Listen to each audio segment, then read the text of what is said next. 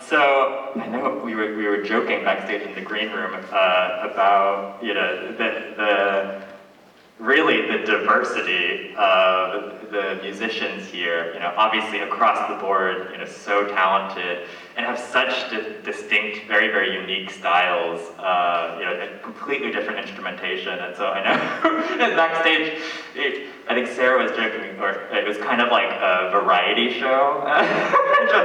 But I think, in some ways that.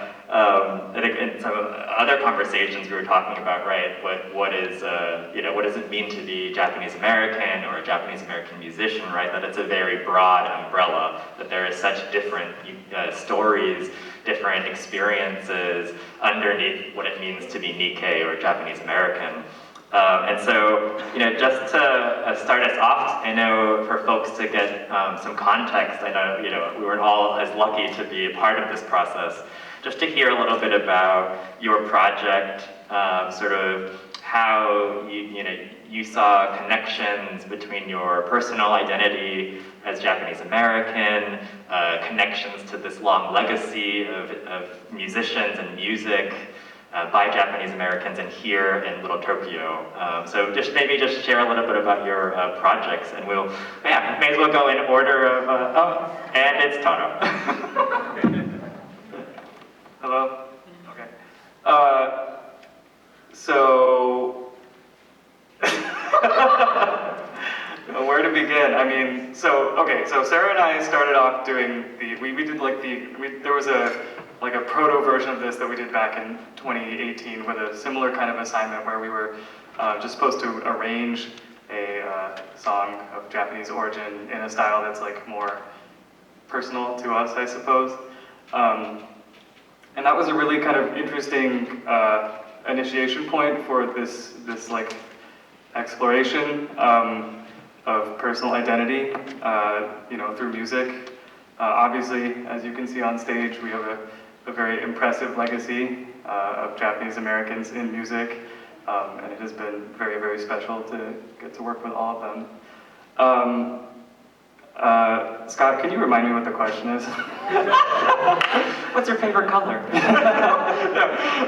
Just sharing some context about your project, sort of, what you were hoping to explore, what you were trying to share. I know, a lot of what you talked about with this group was about, right, particular places and memories attached to them here. Right.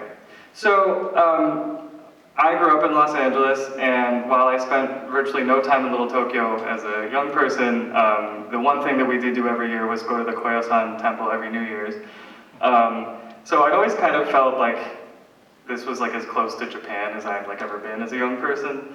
And it was interesting to be prompted with, an exploration of, I actually remember one of the first questions we were asked when we were applying is, what does the word Nikkei mean to us? And I didn't have an answer for that. It's just a word I'd heard thrown around in like Japanese American circles.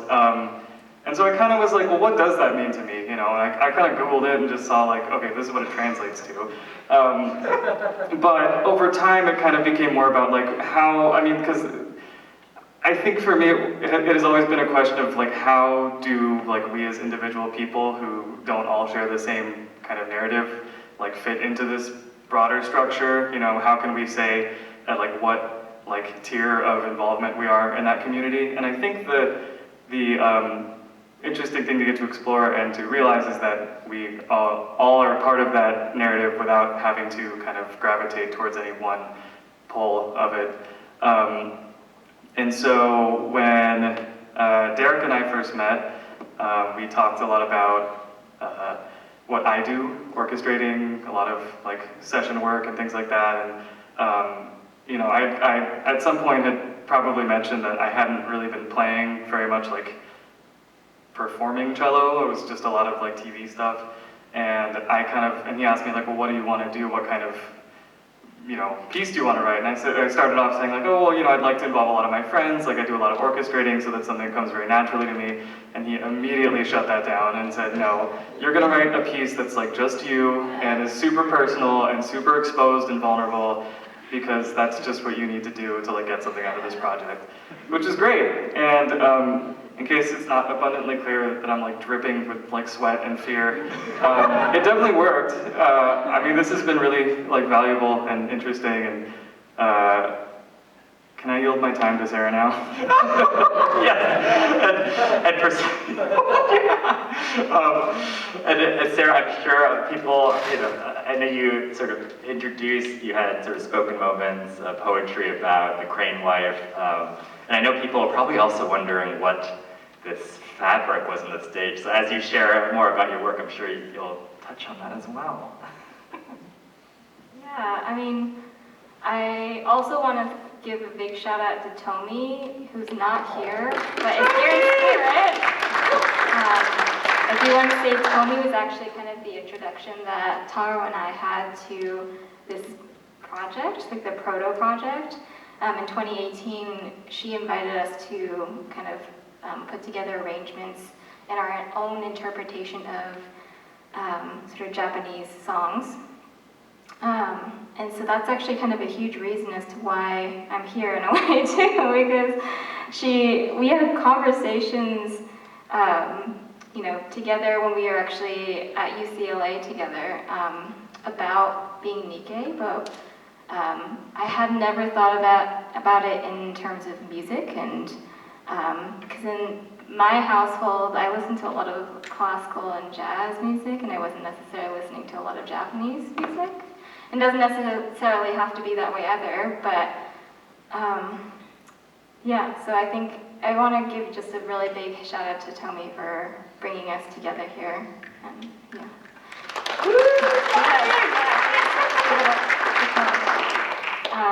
In terms of my project, so I was paired with Mark, and I'm so glad I did get paired with Mark. I think one of the biggest lessons I kind of learned from Mark, we had a conversation over Zoom, and he had heard already kind of some sketches of my piece, which didn't end up being, I didn't play it today, but it was just kind of like a draft. And after he heard it, he actually asked me, he was just like, so what's the story that you're trying to kind of communicate? Like, what's your story? And I hadn't really thought of it that way, because when you're in school, there's a lot of assignments, and you check all these boxes and stuff, and you don't, maybe because you're so focused on the minutia of things, you don't think from like the higher level perspective of, what's your story, or what are you trying to really say? I think that was a really great question, because then I started thinking about kind of the stories that my mom told me about growing up, and one of them was the crane wife, Tsuru no Ongaishi, and I thought how kind of beautiful but sad, there's a lot of emotions in that story, and I also saw that kind of reflected in that life experience, reflected in my family and kind of my experiences as well as my mom's experiences, like kind of the sacrifice that she always has these moments of like, she might kind of give like sacrifice but without saying anything. There's always these actions and like showing of love without necessarily saying like, I love you, but like showing through actions. And I saw that also kind of in the story of the crane wife, of her kind of plucking her own feathers to kind of weave this beautiful cloth, and I thought, how could I, like, at the end of the story, she flies away, and you're just like, wait, what else is there, You want to know more about the story that happens after this kind of short story.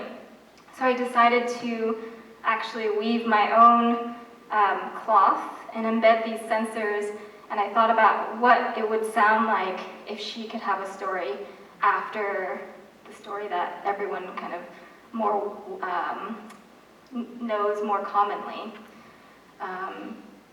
Yeah, and so that's kind of how I was inspired with this set, and also you might have noticed I played with the phenomenal cello and vocalist Maya.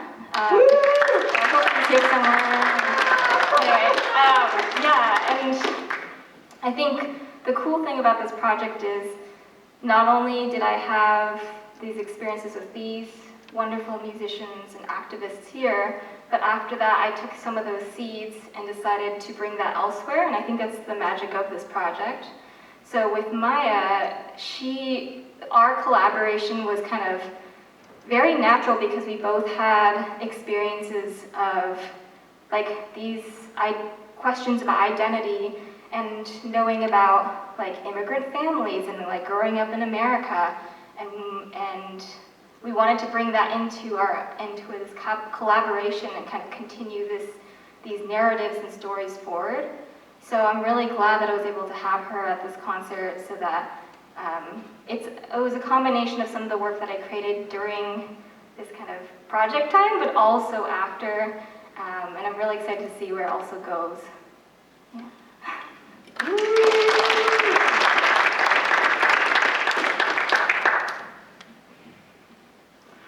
There's no question for me? To kind of get started? Same question. Yeah, same question.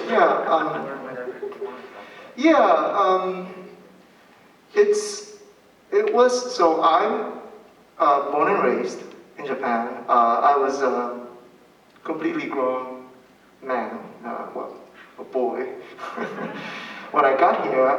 So to identify as Nikkei took time. I think I spoke on that other video that we were interviewed by. And then I kind of realized I've been here long enough, and I didn't even realize, I didn't know the term Shinisei. And yeah, if I were to have a kid, he or she will be the Nisei, right? So I was like, oh, that's true. And so that was just kind of an entry point for me to actually write about my own experience. I've always written original music over the years, but I was always one of those kind of fictitious writers that kind of insert my own experience and feelings in it, but not specifically for my own experience. And I think I was always afraid of that. And this was a great challenge for me, and it happens to be the COVID time, so we all kind of had to, well, I don't know about you, but I had to go really inwards and kind of think about, who am I? What is this? What is life? All that stuff. What is happening? So I came out with 3 songs.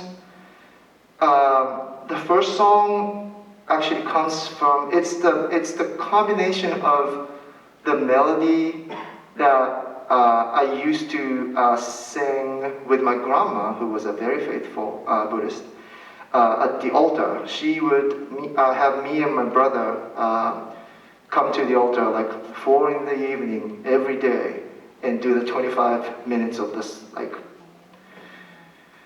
what is it, the scripture, I guess, Buddhist book, that sort of, anyway, so the Buddhist melody, but like there was this like one last melody that she always sang, and I thought that I was, it came with the book and everything, but I never heard anyone, any monk or any situation, and they would still take the same line, the Gangi Shikudoku Ryodo Seisai. Anyway, that line, but they never sang the way that she sang it, and I was like, oh, that's her original music.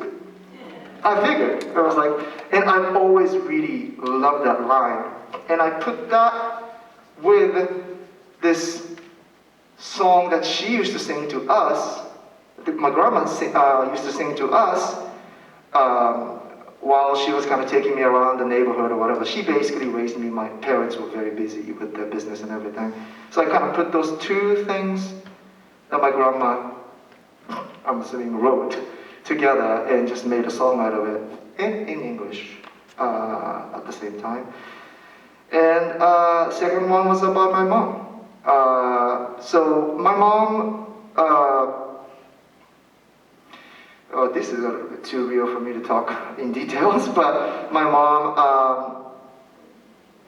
lost her husband and went into depression and all that stuff. So, and that was my when I was 18. So that was like my kind of a young adult life story in a way of, I've always kind of had this like guilt about leaving her there, me being here, and all that stuff. So I kind of wrote about that. And the third piece is about that whole, it's still going, this Asian hate thing. And I figured that would be kind of where I am right now as the Japanese American, and looking at what is happening to all of us. It really is not limited to Asian Americans, actually. It's just people are suffering everywhere. And I just kind of figured out, put that in the song, but from my own perspective. And I really was inspired by this one speaker at this event during the COVID. Tuesday Night Cafe and all those guys have been really educating me on the whole everything, right? And I just knew that I couldn't do that, couldn't write that myself, especially like be mentored by someone like Nobuko, who has done so much work over the years. And actually talking to her allowed me to not, you don't have to necessarily go there. Like, I just have to tell my own story, and I just have to tell what I see as whatever, and just like, you know, be really honest about it. And I took this line from this one of the speakers that spoke at the Tuesday night event, I believe, said something about someone that was at the, that was someone she kind of ran into on subway saying something really horrible thing about her Asian heritage and everything. And she just kind of spoke about how hurtful it was for her, but at the same time, she saw that he was hurting, whatever the reason may be. And I just thought that her generosity and like just the openness about, okay, you're hurting too, but you just hurt me as well. So we're different, but we're the same in a way. And that kind of really stuck with me. And yeah, so that's basically what the song is. Thank you so much. I mean, thank you so much for also just, you know, sharing not only your music, but obviously now sharing about, you know, some of the background to your work. You know, I think what I said earlier, right, about what is Nikkei, what is Japanese American.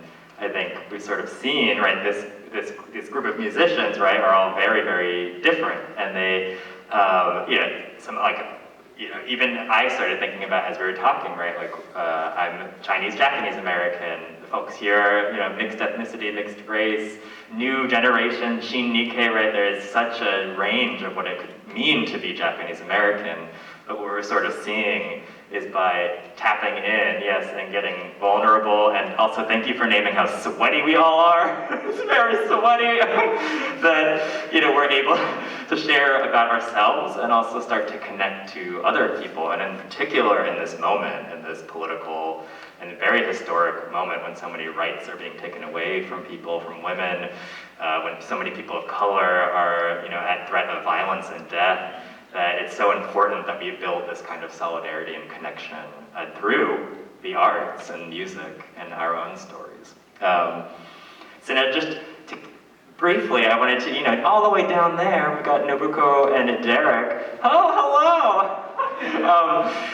If you could just, you know, briefly share a little bit about, you know, what it was like working with your mentee and that process. I know, Nobuko, when you came on stage, kind of shared, like, these are such talented, you know, musicians. Shin, right, didn't need a musical mentor. That in some ways you were supporting in a different way. So maybe you could share a little bit about. Well, before I do that, I don't have a lot of time. I have about 4 or 5 minutes left to be here.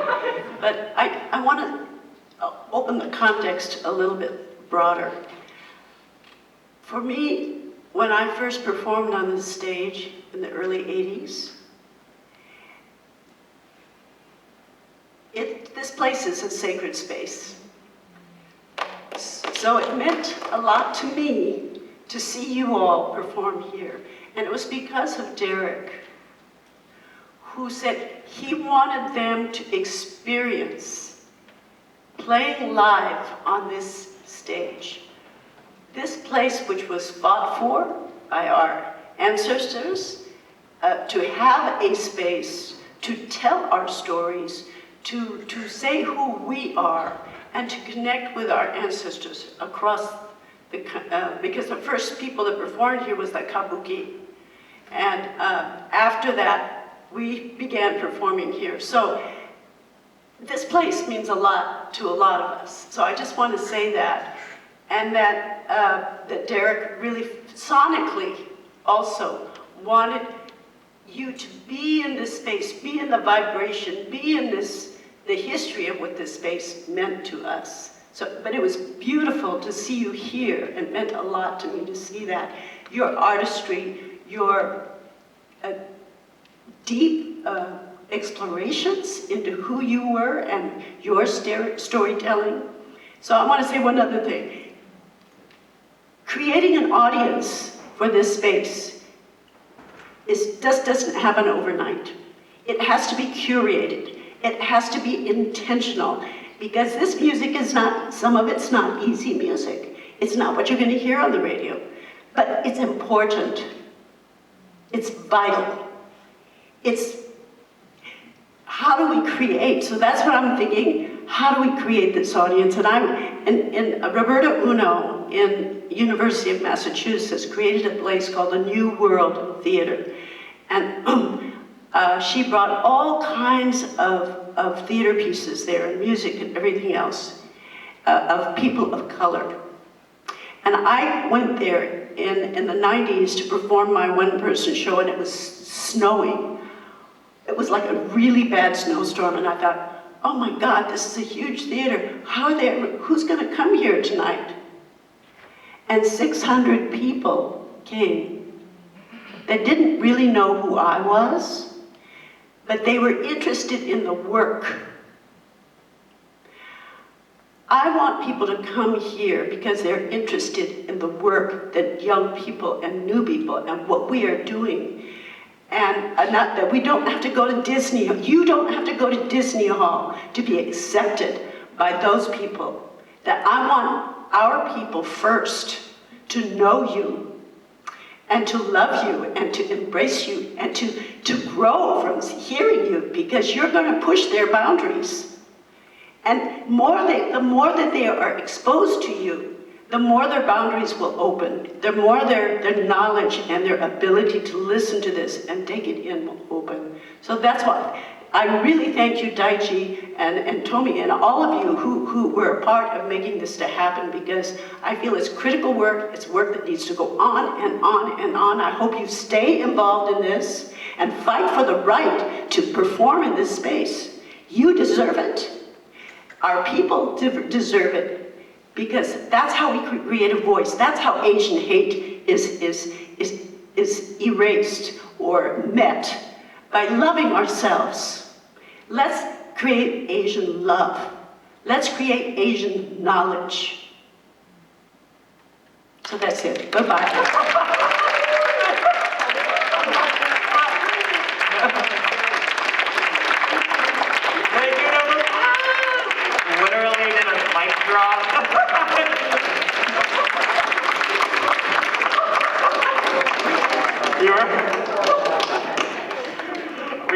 I'm so glad we were able to start the battle while Nobuko was still here, and for her to just mic drop it.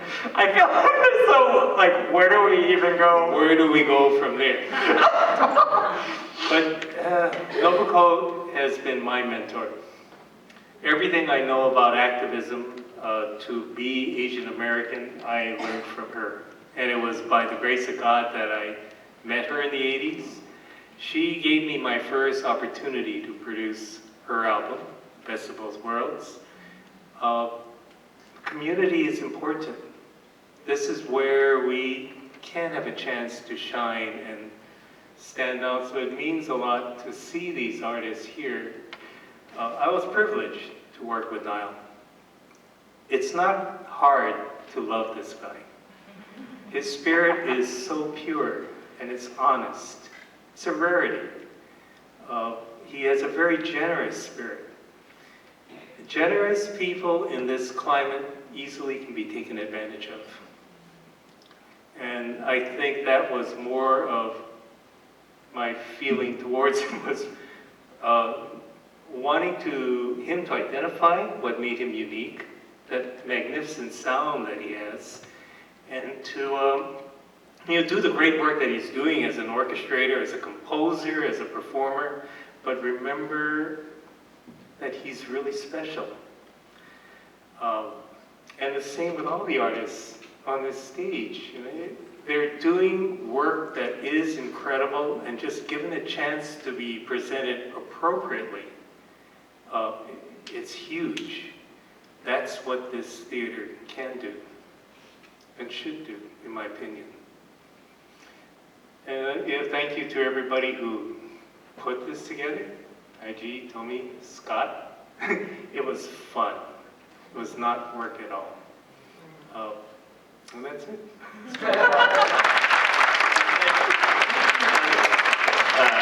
We know Mark Izu is listening in from San Francisco. I mean, we're not live streaming, but he's listening really hard. When we realized Mark would be able to come just to stay safe and stay in San Francisco, we were like, oh, could you just like record a short little, maybe on Zoom, just like a little couple words? And he was like, what? He was like, I'm gonna put together this edited video. What specs do you need it at? So this is the first time actually I saw it, and I was like, wow.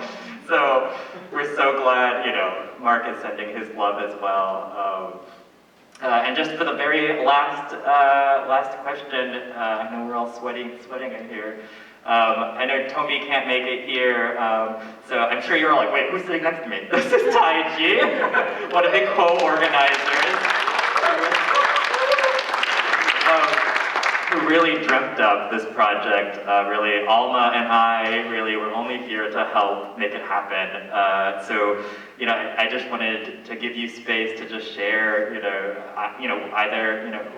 sort of where this project came from, or just actually maybe really reflections now that we've actually gotten a chance to see this on stage. Just anything you'd like to share?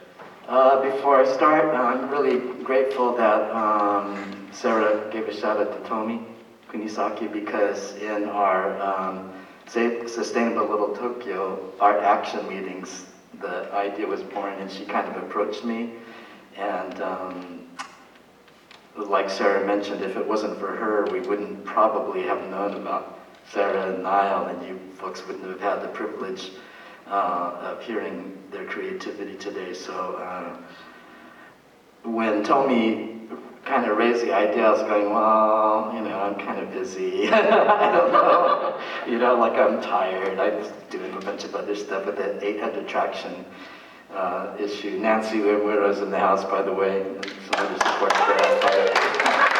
So, but I've been involved in Little Tokyo since really the second wave of gentrification, when we were fighting against the Sun Building. The Sun Building over there on Weller used to be the main center where the arts organizations were, the traditional arts and ground level Japanese American, social services for seniors and things like that.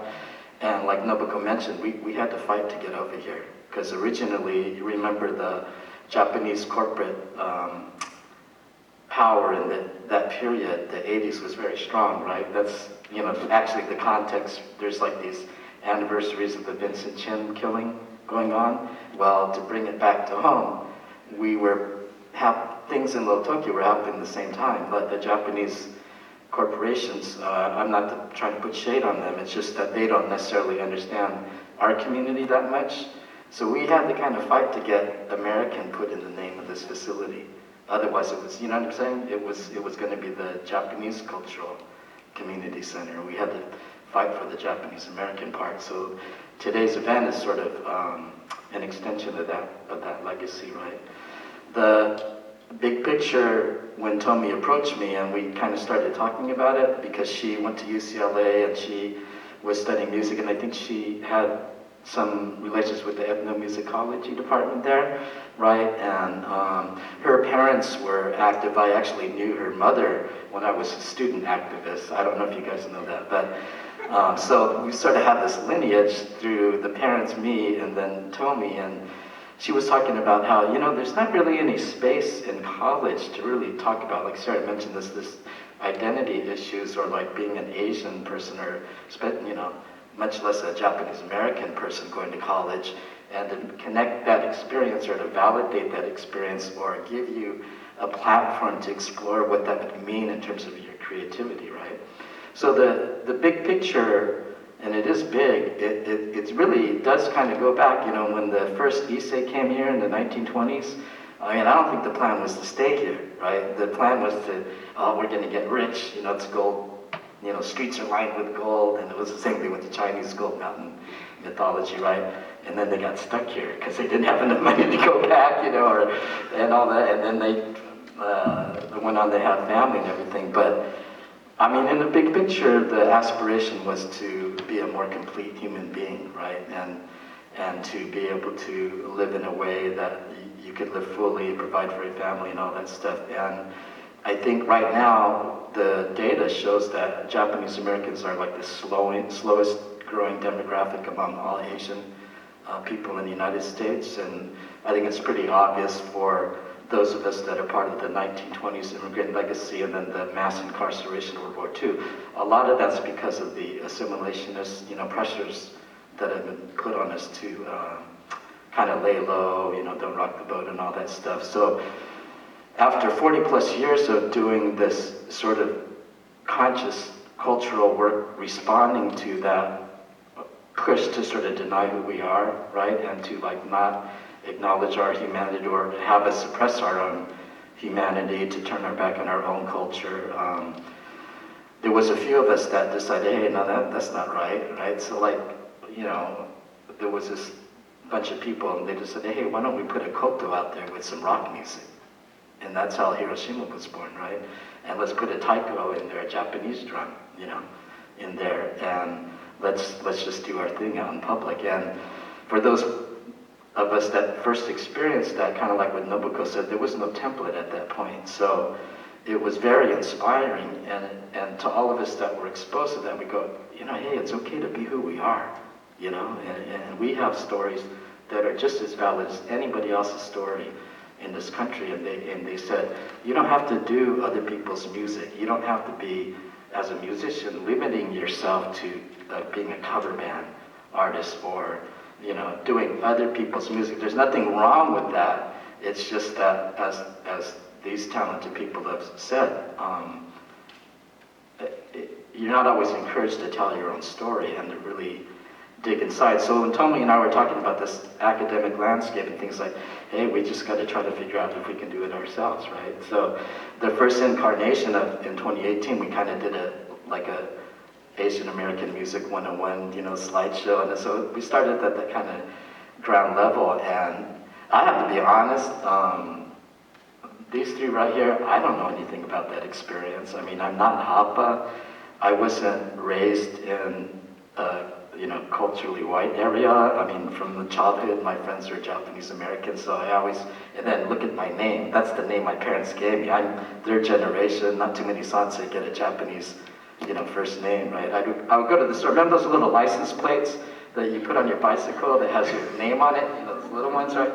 When I was a kid, I used to go to all the stores, and they had those little spinning racks, kind of like you have sunglasses on, and I would go to those and look for my name. They'd have Tony, Thomas, Timmy, Terrence, and it's like, what the hell? And I go to the next store, same thing, they don't have my name, right? And it wasn't so much later that I finally figured it out. And there was a phase where I got mad at my parents. Why did you give me that name? The kids are making fun of me, calling me Taj Mahal and Tiny Bowl. And later in high school, when everybody was smoking pot, they said Thai Stick. And, I used to get all kinds of stuff. I had a project where I was collecting, misspellings of my name once, and I was going to do something with it. But it wasn't until quite a while that I figured out what was going on, right? And then when I got exposed to my elders like Nobuko, Russell Baba was one, Margizu was one, Hiroshima, and then I became good friends with poets like Lawson Inada I got exposed to, and Philip Kahn Gotanda, the playwright. They kind of did what we had hoped to do for you, which was to say, hey man, it's okay for you to do your own thing, right? And so I think this project is really special. I think we have a lot of work to do. Before I continue, I do want to say thank you very much, Scott. Because Scott Oshima right here, he's been my guy in Little Tokyo through all of the work I've been doing in the community, and I really appreciate it. And also Ama Man, I want to mention too, because where are you, Ama right here? I mean, she's the one that tries to get all these crazy schedules together and meetings together, right? And you know, through the pandemic and you know, setting up all the Zoom stuff, you know how it is. It's just kind of crazy, right? So I just want to give it up. But we have, hopefully, with this event, and I want to really thank everybody here for coming because I feel like you're sort of part of kind of like a little niche insider, you know, thing that we have going on, and I hope you help us as we try to figure out how to keep going to the next stage. We have a lot of work to do. Academia doesn't talk about this. All the ethnic studies, Asian American studies departments we have, they don't talk about this creative effort, you know, and we need to try to find somebody that will uncover the history and allow this dialogue to be extended in that area so that we don't have to rely on a little niche project to do it, but we have to figure out how to keep it going, like Nobuko said, how to cultivate an audience and things like that. But you guys all felt it, right? The music, right? That's real, you know, like music will do things for our spirit that words can't do alone. And I think the music stands for itself, and like Nobuko said, I think it's important, especially in these times right now, if we can assert our humanity and share that with other people, and that includes the whole range of things, the joy and the pain, I think that's what's going to bring us together, and that's what's going to allow us to survive some of this mess that's going on right now. Thank you. Thank you. Thank you for giving a shout out to Alma, your EJ, in the house, all the staff, and yes. And a Tommy out there, Mark out there, and well, I'm going to do one plug, and then we'll give one other last final round of applause. But we were trying to get their music on vinyl in time for today. It is happening. We're getting the vinyl next month, so please keep an eye out. We'll send an email as soon as it's released. It's extremely limited edition. There's only 50 copies. So get on it. So just plugging that, and if you want to stand up, you should take a proper bow and give it a round of applause.